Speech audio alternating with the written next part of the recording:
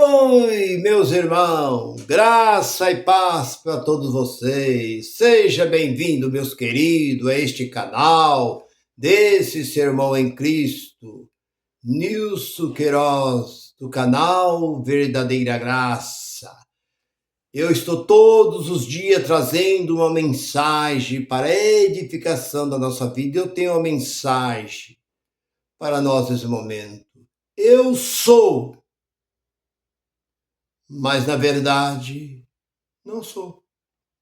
Eu sou, mas não sou. É o tema da mensagem. Por quê, irmão Nilson? Porque é comum você ouvir a pessoas dizer: eu sou rico, mas ele não é. Eu sou sábio, mas ele não é sábio. Ele não tem sabedoria nenhuma. Ele é mais burro do que sábio. Eu sou rico, mas é um pobretão. Vive com um carro para baixo para cima, tal, mas está endividado até os cabelos. Eu sou, mas não é. Eu sou inteligente, mas não tem inteligência nenhuma. Eu sou um homem bom, mas ele não tem bondade nenhuma. Eu sou um homem honesto, mas ele não tem honestidade nenhuma. Eu sou um homem puro. Eu sou um homem que tem uma santidade. Mostra ser santo, mas não é. Então, por isso que o título da mensagem é essa. Eu sou, mas na verdade não sou. Então não adianta você querer ser algo que você não é. Porque Jesus vivia o que ele era. Ele falava o que ele era. Porque tudo que Jesus fez e tudo que ele falou, ele cumpriu. Eles procuraram falha em Jesus. Em lugar nenhum eles conseguiram flagrar Jesus em alguma coisa errada.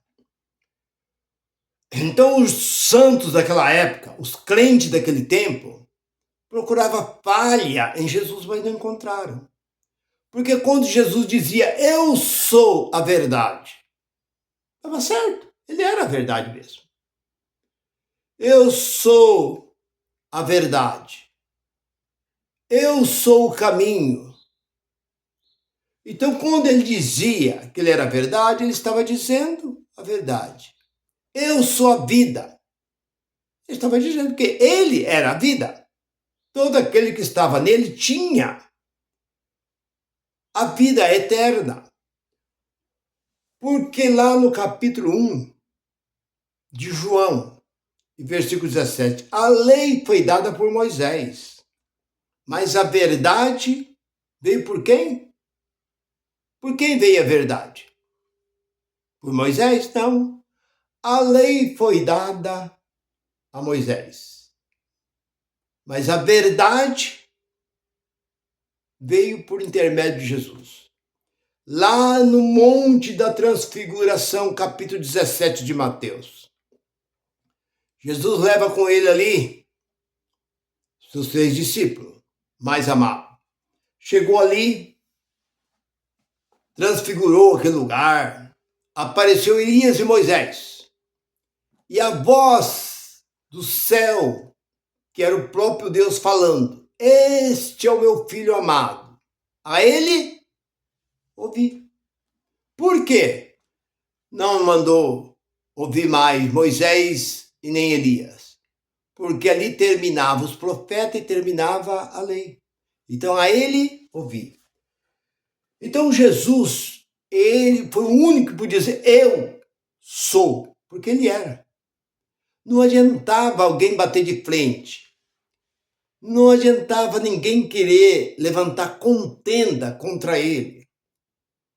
Porque ele disse, vinde a mim. Quando ele diz vinde a mim, porque ele sabia o que era a lei. Ele veio para colocar alívio naquele povo, mas aquele povo não quiseram o alívio. É como um prisioneiro que está tanto tempo dentro de uma prisão. Alguém vai lá, paga a fiança daquele prisioneiro. Seus familiares, junto ali seus amigos, e paga, e vai lá, chega lá o carcereiro, abre a grava, fala, pode sair. Ele fala, mas sair por quê? Foi pago, sua fiança. Pagaram a sua fiança, sua família, seus amigos, seus parentes, reuniu aí e pagou e ficou caro, mas pagaram. Você está livre? Não, eu quero ficar aqui. Não, mas eu quero ficar aqui. Mas você não, eu não quero liberdade. Eu quero permanecer dentro dessa prisão, aqui preso. É como um passarinho que nasceu muitas vezes, desde pequenininho, foi chocado ali dentro daquela gaiola, nasceu dentro daquela gaiola, você pode deixar a portinha aberta que ele não vai embora. Ele chega na portinha da gaiola, dá uma olhadinha para lá, para cá e volta para dentro. É um prisioneiro. Então, assim também, foram aqueles homens da lei. Porque a lei foi dada por um tempo até que o real chegasse. E qual foi o real? A verdade. Foi Cristo. Por isso que o apóstolo Paulo disse em Colossenses capítulo 2, versículo 16 e 17, não vos julguei pelo comer e pelo beber. É o que mais nós vemos, é isso. Pessoas julgando os outros porque bebe e porque come. E este livro disse, não vos julguei pelo comer e pelo beber. Por festa. Você vai na festa, irmão. O crente não pode estar em festa. Esse livro diz, não julguei uma pessoa por ir numa festa. Não, porque eu só faço isso na lua nova. Na lua crescente. Eu já ouvi muito isso. Não vos preocupei com lua e nem com sábado. Porque tudo isso é o quê? Diz o apóstolo Paulo. Isso é como uma sombra. Isso não tem sentido nenhum, não vale nada. E o povo se apegaram tanto com a lei, se asseguraram tanto na lei, que até o bem que se fazia, não podia. Quando Deus deu a lei para aquele povo, a lei foi dada de acordo com a vontade de Deus. Se aquele povo obedecesse à lei, não precisava Jesus ter vindo ao mundo. Jesus veio ao mundo, o segundo pacto que Deus fez com aquele povo foi por causa da desobediência da lei. Mas aquele povo foi além da lei, eles não quiseram só a lei, até fazer o bem. E Jesus chegou a falar assim, então se uma novilha, se um jumento, qualquer animal cair dentro de um buraco, vocês vão deixar morrer lá porque é um dia de sábado?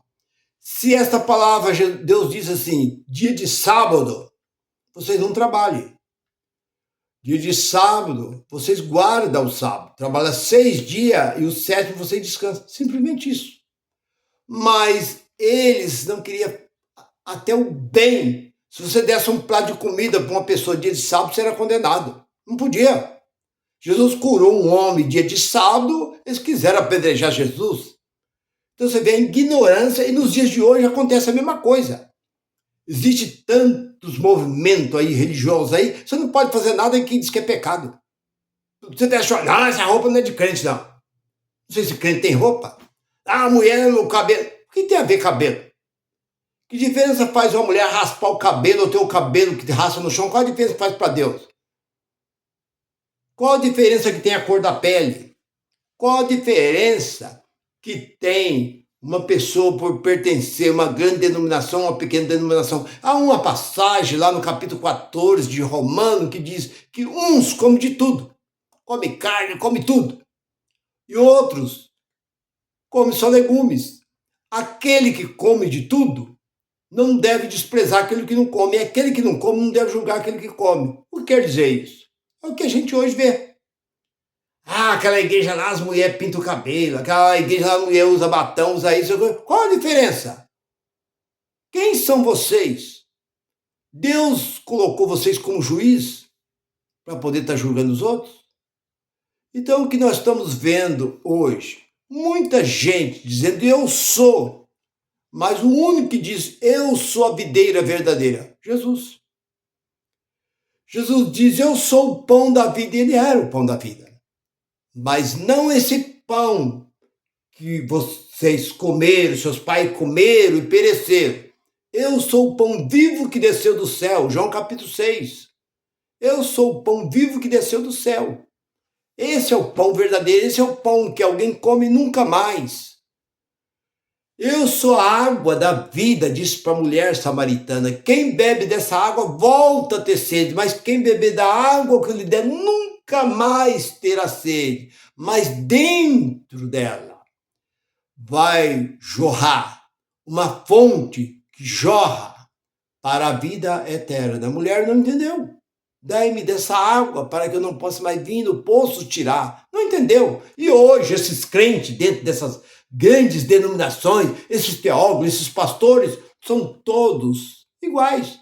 Eles não entendem. Esse livro está fechado para eles. Mas para nós da Graça, esse livro está muito bem aberto e muito bem esclarecido. Então, olhando para Jesus, quando ele diz eu sou, ele era. Pôncio Pilato olhou para ele e não achou nele culpa, uma forma de julgar ele. Pôncio Pilato era o único governador que estava ali no tempo de Jesus e foi levado até Pôncio Pilato. Pôncio Pilato olhou para ele e falou assim, o que tu fizeste? Pôncio Pilato não sabia de nada. Não tinha chegado acusação nenhuma contra Jesus. Trouxeram esse homem para você julgar. Pôncio Pilato olhou para ele, o que tu fizeste? Jesus disse, o meu reino não é deste mundo. Se o meu reino fosse desse mundo, meus seguidores, os meus discípulos, meu povo, lutaria para que eu não fosse entregue nas suas mãos. Mas o meu reino não é daqui. Para isso eu vi o mundo. E todo aquele que é da verdade, ouve a minha voz. Pilato diz o que é a verdade. Jesus não deu resposta, porque Jesus era a verdadeira verdade. Ele era a verdade. Não dá explicação nenhuma. Pôncio Pilato queria defender Jesus, porque ele não achou em forma nenhuma, ele achou alguma coisa para ele condenar Jesus. Mas a multidão dos crentes, que quem condenou e quem matou Jesus foi os crentes. Não foi os ímpios, conforme hoje eles criticam quem está dentro de um bar bebendo, critica quem está num carnaval, critica quem está numa praia, critica quem está numa festa, num estádio de futebol, mas quem matou Jesus foi crente. E quem hoje se levanta contra o povo da graça é crente. Quem faz tudo que não presta aqui nesse país aqui é crente. Tudo que você vê aí de errado aí que está acontecendo é crente. São os religiosos. Você vai na cadeia, tá cheio de crente.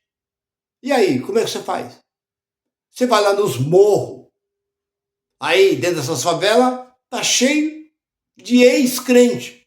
Tudo com fuzil na mão. E aí? A sua religião não conseguiu doutrinar esse povo, não? A sua religião não conseguiu transformar esse povo, não? Então, meu irmão, eu sou. Então, há uma ilustração que dois homens, um fariseu e um publicano, subiram para a oração.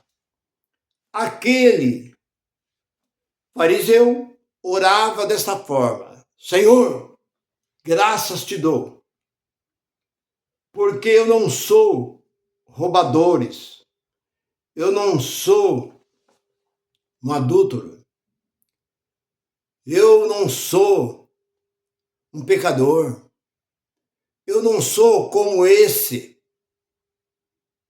tal que está aqui do meu lado, esse publicano.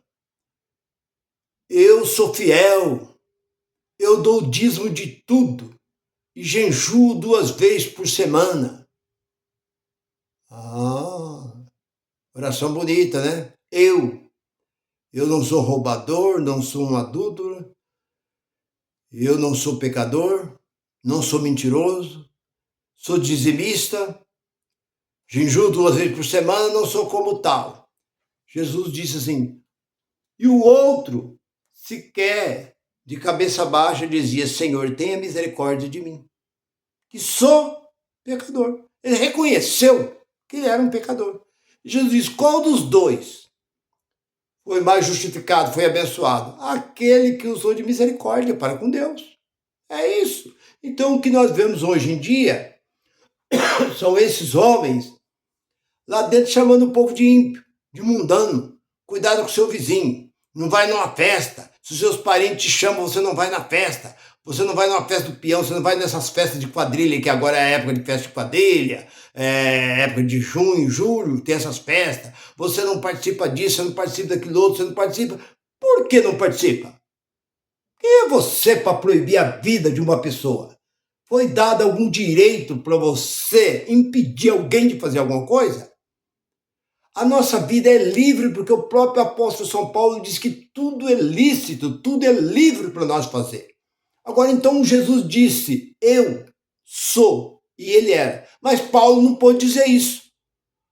Paulo não pôde dizer, eu sou, porque Paulo diz lá no capítulo 1, versículo 15 de Timóteo, ele diz, Jesus veio ao mundo para salvar os pecadores. Eu sou o principal dos pecadores. Paulo disse isso. Depois olhamos lá para 7, acho que 18, 19, de Romano. Ele diz, eu não faço o bem que eu quero, mas o mal que eu não quero fazer, isso eu faço. Então você pode ver que Paulo não conseguiu ser o que ele queria ser, mas Jesus diz, eu sou. Pronto, final. Então por isso que há muita gente hoje querendo ser, e não é. Querendo ser bom sem ser bom. Querendo ser santo sem ser santo, querendo ser rico sem ser rico, querendo ser valorizado sem ter valor nenhum. Então a gente vê muitas pessoas querendo, querer é uma coisa e ser é outra coisa. E é o que nós estamos vendo dentro da chamada religião. Muitos querendo ser, mas na verdade não é. Por quê? A verdadeira transformação vem de dentro para fora. Não é o paletó e a gravata, cabelo longo, vestido longo, que traz santidade numa pessoa. Mas sim, a verdadeira transformação, ela vem lá de dentro. Ao abrir e fechar da boca, aquela pessoa sabe que o que aquela pessoa está falando procede do coração, procede do Espírito Santo, que aquela pessoa é revestida do Espírito. O Espírito é o que nos reveste, o Espírito que nos dá força, é o Espírito que nos certifica, é o Espírito que nos intercede por nós, que não sabemos orar como convém, mas o Espírito intercede por nós com gemido inexprimível diante de Deus. Romanos 8, 26. Pronto, final. Acabou. Então não dá um aí de chamar o povo na frente para orar, porque você não sabe orar.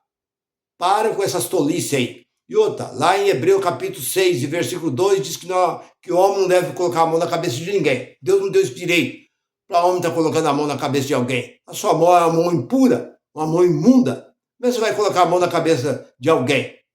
Se quiser colocar a mão, coloca a mão na sua cabeça. Mas não na cabeça do povo. Então, meu irmão, eu vou ficando por aqui. Eu creio que você não tem dúvida das palavras que você ouviu, que há muitos querendo, mas não é. E não consegue ser, porque não há transformação fora do Espírito Santo. Meu irmão, fique com esta palavra, curte e compartilhe. Graça e paz para todos vocês. Até a próxima. Bye, bye.